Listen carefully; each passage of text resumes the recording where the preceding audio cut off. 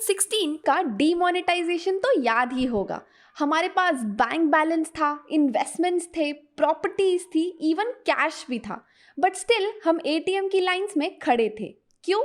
क्योंकि कैश होते हुए भी लिक्विडिटी नहीं थी। बिजनेसेस इसलिए बैंकरप्ट नहीं होते हैं क्योंकि वो प्रॉफिट नहीं कमा रहे, वो इसलिए बैंकरप्ट होती है जब उनके पास कैश नहीं बचता। Hello everyone, welcome back to Ticker. मैं हूं कीर्ति और आज हम समझेंगे कि कैश फ्लो स्टेटमेंट्स क्या होते हैं और उसे कैसे एनालाइज करना चाहिए। लेकिन अगर उससे पहले आप इस चैनल पे न्यू हैं या चैनल को सब्सक्राइब नहीं किया है तो जल्दी से सब्सक्राइब कर दीजिए और बेल आइकन को हिट कर दीजिए ताकि आने वाली सारी वीडियोस की नोटिफिकेशन आपको आती रहे। कैश फ्लो स्टेटमेंट का नाम सुन के आप समझ ही गए होंगे कि ये स्टेटमेंट एक बिजनेस का कैश इनफ्लो और आउटफ्लो बताता है और cash flow statement one of the most important aspect होता है किसी भी कंपनी को एनालाइज करने के लिए।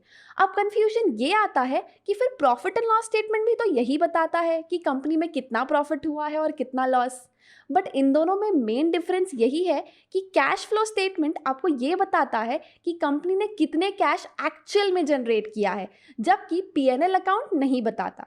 मतलब कंपनी प्रॉफिट तो कमा रही है, बट क्या कंपनी उस प्रॉफिट एलिमेंट को कभी कैश में रिसीव कर पा रही है या नहीं, ये आपको कैश फ्लो स्टेटमेंट से ही पता चलेगा।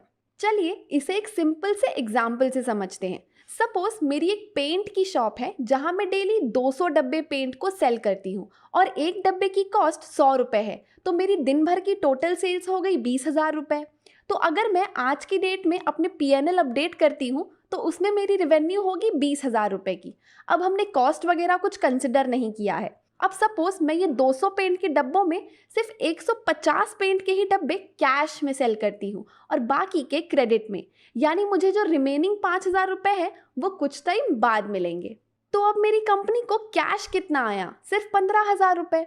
तो ये चीज़ आपको पीएनएल अकाउंट नहीं बताएगा क्योंकि उसमें आपको सिर्फ टोटल रेवेन्यू दिख रही है जो है 20,000 रुपये, जो देख के तो अच्छा लग रहा है कि कंपनी को इतना रेवेन्यू हुआ है, पर एक्चुअल में देखें तो उतना कंपनी ने रियलाइज़ ही नहीं किया है।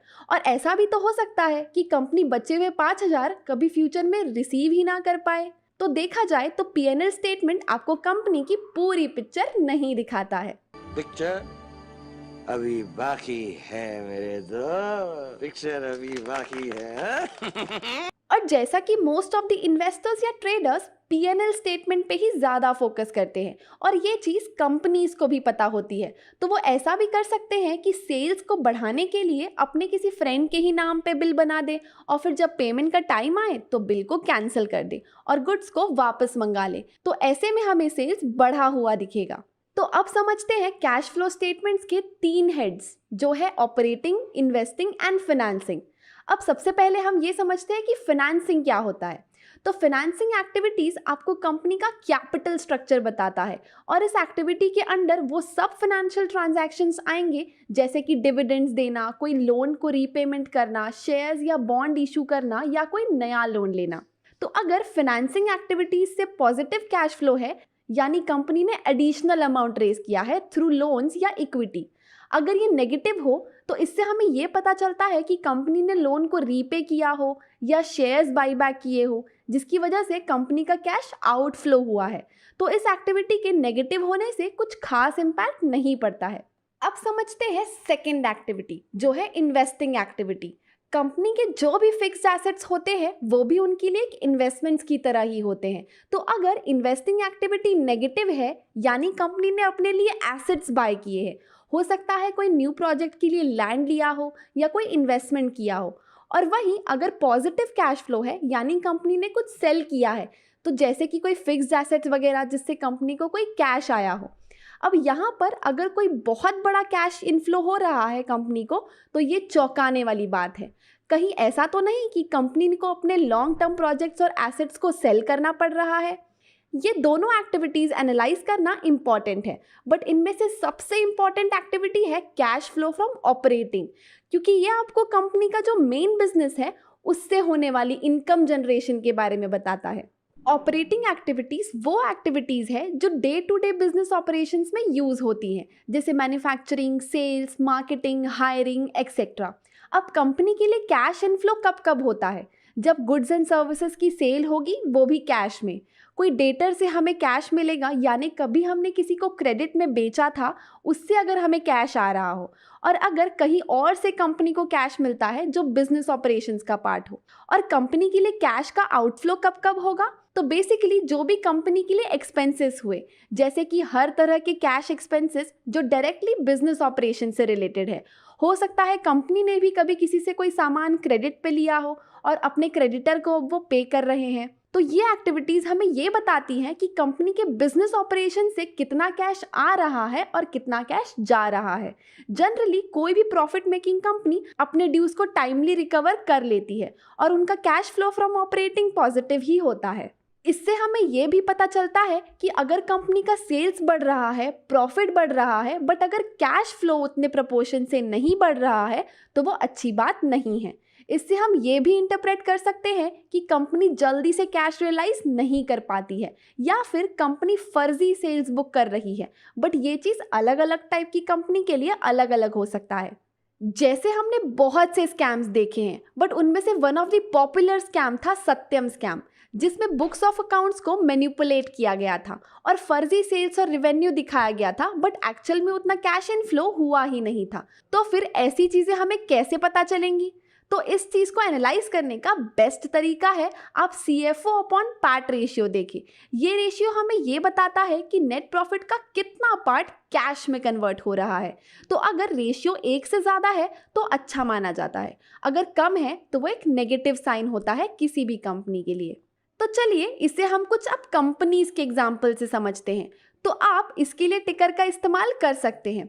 अगर हम टिकर पे जाएं और HUL यानी हिंदुस्तान यूनिलीवर को सर्च करें तो आप रेशियोज के सेक्शन में देख सकते हैं कि CFO और पैट का रेशियो है 1.05, यानी कि ये बहुत अच्छा साइन है। और जनरली जो वेल नोन कंपनीज होती है वो एडवांस में मनी मंगवा लेती है, या सप्लायर के साथ रिलेशन अच्छा होता है और उन्हें डेटर से अमाउंट जल्दी रिसीव हो जाता है। अब चलिए हम एक और कंपनी का एग्जाम्पल लेते हैं जो है सफारी इंडस्ट्रीज। इनके सूटकेस वगैरह आपने देखे ही होंगे। ये एक B2C कंपनी है। अब इसका सेल्स अगर आप देखेंगे तो हर साल इंक्रीज ही हो रहा है, जो कि बहुत अट्रैक्टिव है। और इसका नेट प्रॉफिट भी अगर आप देखेंगे तो वो भी हर साल इंक्रीज हो रहा है, which is again a good sign. But अब चलिए देखते हैं कि आखिर ये प्रॉफिट को कैश में कन्वर्ट कर भी पाती है या नहीं। अब इसका आप कैश फ्लो फ्रॉम ऑपरेटिंग देखेंगे तो वो फ्लक्चुएटिंग है, यानी जितने प्रपोर्शन से नेट प्रॉफिट इंक्रीज हो रहा है उतने प्रपोर्शन से उनका कैश नहीं बढ़ रहा है। अब अगर आप CFO अपॉन पैट देखेंगे तो वो नॉट अवेलेबल शो कर रहा है, क्योंकि एवरेज CFO नेगेटिव था। अब वही इनकी पीयर कंपनी को भी देखें जो है VIP इंडस्ट्रीज, इनका भी सेल्स बढ़ रहा है, नेट प्रॉफिट भी बढ़ रहा है पिछले कुछ सालों से। अब अगर आप कैश फ्लो देखें तो वो सिर्फ 1 साल नेगेटिव रहा है, बट ओवरऑल अच्छे प्रपोर्शन से ही बढ़ रहा है। और वहीं अब अगर इसका रेशियोज देखेंगे तो वो 1 से ज़्यादा है। तो इन द सेम इंडस्ट्रीज हमने 2 सिनारियोज देखे हैं। तो ऐसा हो सकता है सफारी इंडस्ट्रीज अपने कैश और वर्किंग कैपिटल को मैनेज नहीं कर पा रही हो। अब यहाँ हम 5 साल का एवरेज CFO पैट इसलिए देख रहे हैं ताकि हमें कंपनी का ट्रेंड पता चल सके, क्योंकि अगर आप सिर्फ 1 साल का देखेंगे तो हो सकता है कि किसी टेम्पररी रीज़न की वजह से कैश ना आया हो। फॉर एग्जाम्पल अभी कोविड के टाइम पे डिस्ट्रीब्यूशन चैनल बिगड़ गया है, पेमेंट्स डिले हो रहे हैं, तो हो सकता है कि आप 1 साल का देखें तो आपको रॉन्ग पिक्चर मिले। इसीलिए हम एटलीस्ट 5 ईयर्स का तो देखेंगे ही, जिससे हमें ट्रेंड समझ आएगा कि वेदर ये कंपनी के साथ ऑल टाइम होता है या कुछ टेम्पररी रीजंस है। चलिए एक ऐसा एग्जाम्पल लेते हैं जहाँ पे आपको बिजनेस नेचर के कारण भी अफेक्ट आता है। तो यहाँ हम एक इंफ्रास्ट्रक्चर कंपनी लेते हैं जो है L&T। अगर आप इसका नेट प्रॉफिट देखेंगे तो वो ऑल्दो बढ़ ही रहा है पिछले 4 सालों में, बट जो ऑपरेटिंग कैश फ्लो है वो उतने प्रपोर्शन से नहीं बढ़ रहा है। और अब अगर आप CFO पैट देखेंगे तो वो 1 से कम है, तो कंपनी फिर अच्छी नहीं होगी। बट इस कंपनी का बिजनेस ही ऐसा है कि इनके लॉन्ग टर्म प्रोजेक्ट्स होते हैं, जिससे कैश अपफ्रंट रियलाइज नहीं हो पाता है और एक्चुअल कैश आने में बहुत टाइम लग जाता है। तो फिर ऐसे बिजनेसेस में CFO पैट इतना यूजफुल नहीं होगा। ऐसे कुछ और सेक्टर्स भी हैं जहाँ पे कैश फ्लो इतना यूजफुल नहीं होगा, जैसे कि बैंक्स, NBFCs, रियल एस्टेट्स और इंफ्रास्ट्रक्चर। इसीलिए जब भी आप किसी स्टॉक का क्वांटिटेटिव एनालिसिस करें या रेशियो वगैरह देखें तो बिजनेस और इंडस्ट्रीज का नेचर देखना बहुत इंपॉर्टेंट है।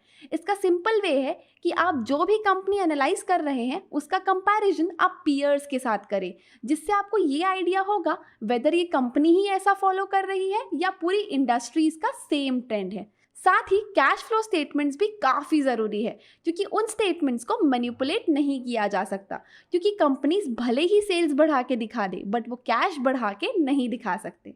आई होप आपको आज की ये वीडियो इन्फॉर्मेटिव लगी हो। अगर हाँ, और अगर आप चाहते हैं और भी कंपनीज के फाइनेंशियल स्टेटमेंट्स को एनालाइज करना, तो ऊपर दिए गए कार्ड पे क्लिक करके आप हमारे कर्फ्यू क्लासेस की प्लेलिस्ट देख सकते हैं। और हाँ, इस वीडियो को लाइक एंड अपने फ्रेंड्स एंड फैमिली के साथ शेयर करना ना भूलिए। Thank you.